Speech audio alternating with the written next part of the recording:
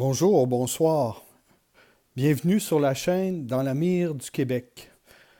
Juste un petit mot sur le nom, comme ceux qui ont vu ma première vidéo ont remarqué que j'ai changé de nom. Simplement, puis suite aux commentaires que j'avais reçus, je voulais refléter le contenu réel de la chaîne qui est consacré à la politique internationale, américaine, européenne, canadienne et québécoise d'un point de vue d'ici. Donc, et c'est un petit clin d'œil à l'émission Point de mire que René Lévesque, célèbre émission d'information et de vulgarisation que René Lévesque faisait dans les années 60.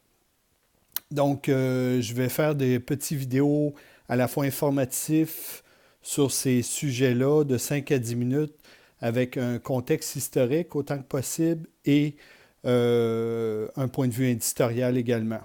Donc, premier sujet, gros sujet, Corée du Nord.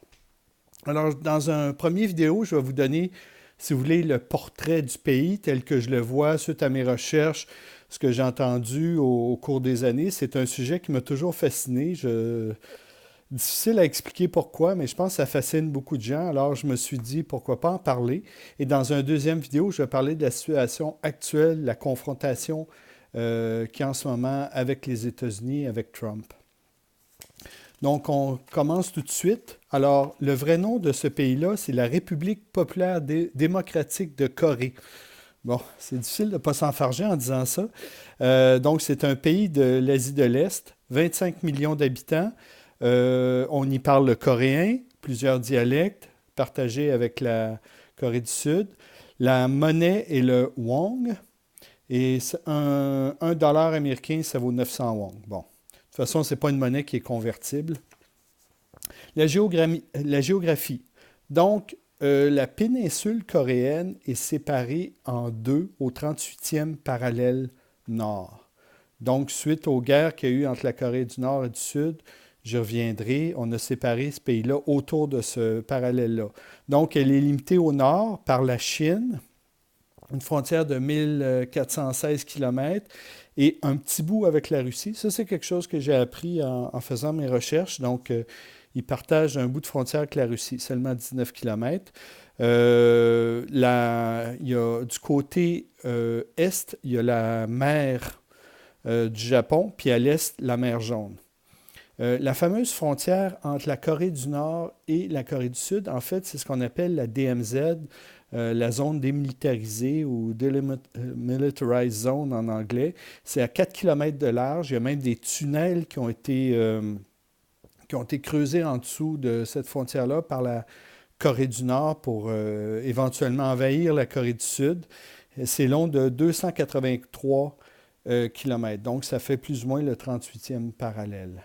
Et c'est là, lorsqu'il y a des échanges entre les deux pays, c'est par cette zone-là que ça passe. Les Américains y ont massé des troupes également. Donc, le régime politique de la Corée du Nord, ce qui fait le plus parler, je crois, c'est dirigé par une dynastie communiste. C'est la seule dynastie communiste. Ça veut dire que c'est légué de père en fils, mais c'est officiellement communiste, en fait, d'inspiration marxiste-léniniste.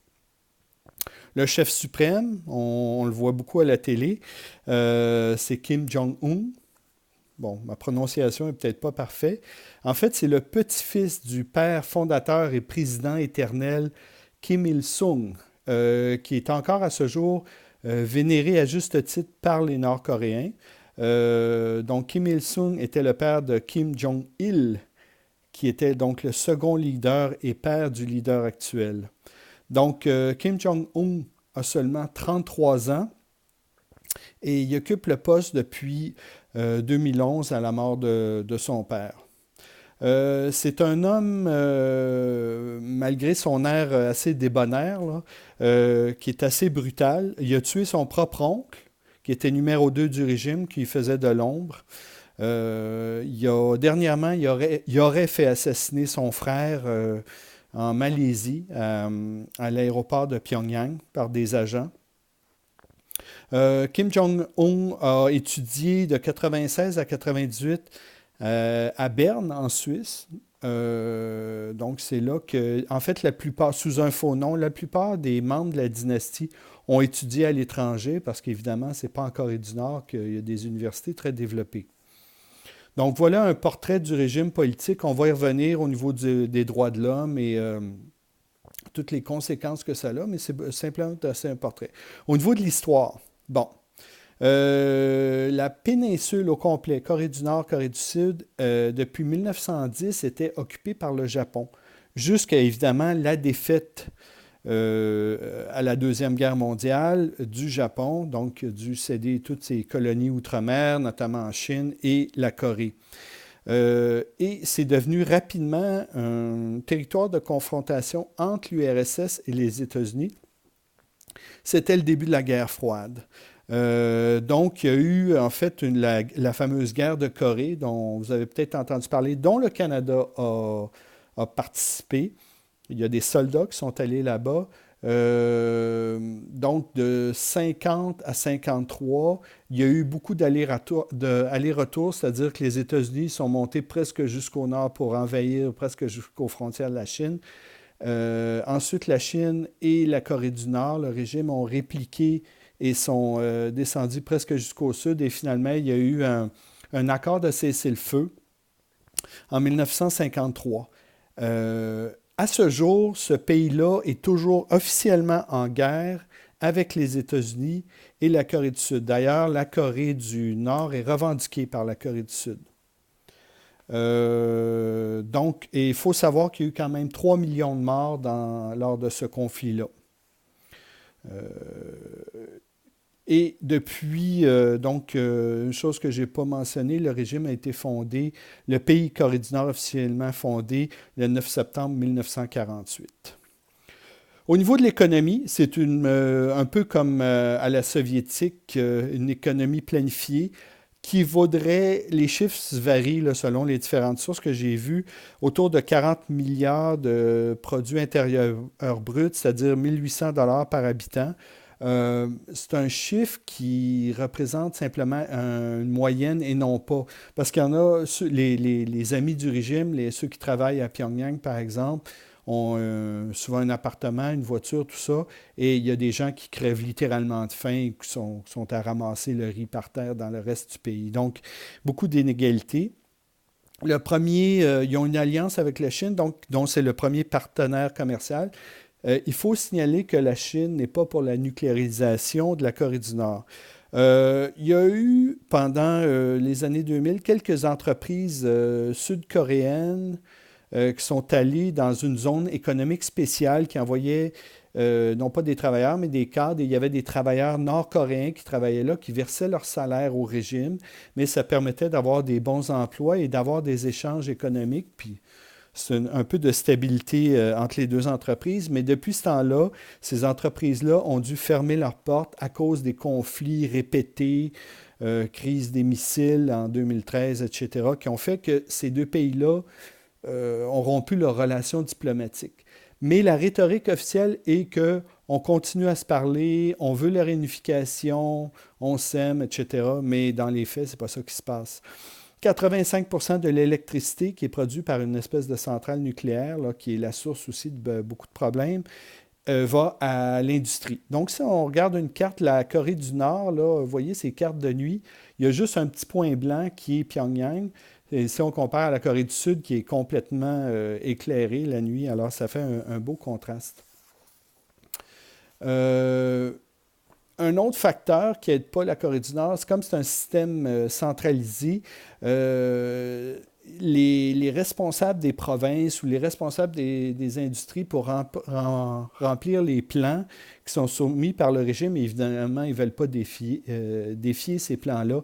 Ils truquent complètement les chiffres, ce qui aurait conduit, par exemple, à une famine parce que le régime pensait qu'il y avait tant de production de nourriture, puis en fait, il n'y en avait pas.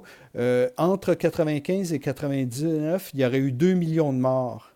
Et c'est la première fois qu'ils ont dû faire affaire à l'aide internationale, notamment des États-Unis, du Programme alimentaire mondial de l'ONU, qui est complètement contre la philosophie du régime. Un petit mot sur les droits de l'homme. Dans un rapport d'Amnesty International sur des réfugiés, des gens qui ont réussi à passer du côté du Sud, il y a des milliers de Nord-Coréens qui sont contraints à manger de l'herbe et des écorces d'arbres pour survivre. Donc, il y a même eu des cas d'anthropophagie. Bon, je n'insiste pas là-dessus. Là. Selon le Programme alimentaire mondial, la moitié des habitants sont sous-alimentés, puis le tiers est carrément souffre de malnutrition, là, comme dans certains pays du Sahel à certaines époques. Un autre mot sur les droits de l'homme, parce que c'est un sujet qui revient souvent de la part des réfugiés. Par exemple, lorsqu'il y a des parades, et les gens doivent applaudir tous en même temps, carrément pour ne pas mourir. Ça peut paraître excessif, mais les gens se regardent beaucoup, peu importe ce qu'ils pensent vraiment du régime. Il y en a qui certainement sont d'accord, mais peu importe ce qu'ils pensent vraiment, ils vont applaudir lors des parades. Il semble-t-il que depuis que Kim Jong-un est là, les gens ont plus peur qu'avant. Donc le régime se serait durci.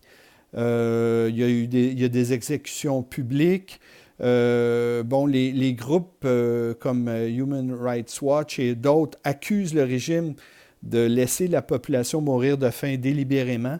En fait, selon ceux qui connaissent le BDiste Guy Delisle, qui a fait une bande dessinée qui s'appelle Pyongyang, que je recommande à tout le monde là, dans les bonnes librairies, il disait dans un petit dessin, et c'était basé sur des observations, puis ce qu'il avait entendu, c'est qu'en gros, le régime n'aurait besoin que de 30% de la population.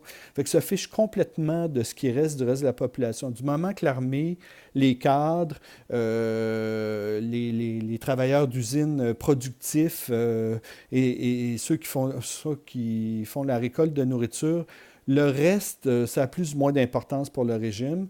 Il y a entre 80 et 100 000 personnes dans des camps. Soit prisonniers politiques ou des prisonniers de droit commun. Les visites de journalistes, il y en a eu quand même plusieurs, et à chaque fois, c'est toujours la même chose. Ils leur font faire une espèce de tour un peu surréel de fausses usines. Ils parlent à des travailleurs, c'est toujours les mêmes, des gens qui répètent toujours le même discours, que tout est parfait dans le meilleur des mondes. Ils leur font faire une petite visite du métro sur 2 stations, leur font un tour guidé de la ville qui est magnifique. Pyongyang, ça a été... une partie de la ville a été dessinée par Le Corbusier, c'est quand même intéressant à savoir. Donc, ils n'ont jamais vraiment accès à la population. Les journalistes voient bien qu'ils se font rouler dans la farine, mais ils n'ont pas d'autre choix que de rapporter ce qu'ils voient. Ils arrivent parfois à filmer des choses sur les côtés, mais ils ont très, très peu de preuves de ce qui est rapporté par les réfugiés. Donc, on manque de sources indépendantes. Un petit point positif quand même, 99% d'alphabétisation selon le World Factbook de la CIA. Donc, c'est pas rien. Tout le monde va à l'école, même s'il crève de faim par la suite. Bon. J'aurais aimé parler de l'armée. Juste simplement dire, c'est la 4e plus importante armée du monde. 1 100 000 effectifs. 4,7 millions de réserves, c'est beaucoup de monde. En per capita, c'est la plus grosse armée du monde. Nombre de militaires par 100 000 habitants. 49 militaires par 100 000 habitants, qui est aussi de facto la police. Donc, je vais m'arrêter là-dessus. C'est plus long que mes vidéos habituelles, je l'espère. Parce que je vais parler de la situation militaire, nucléaire et de la confrontation avec Trump. Donc, d'ici là, portez-vous bien et je devrais faire une autre vidéo bientôt.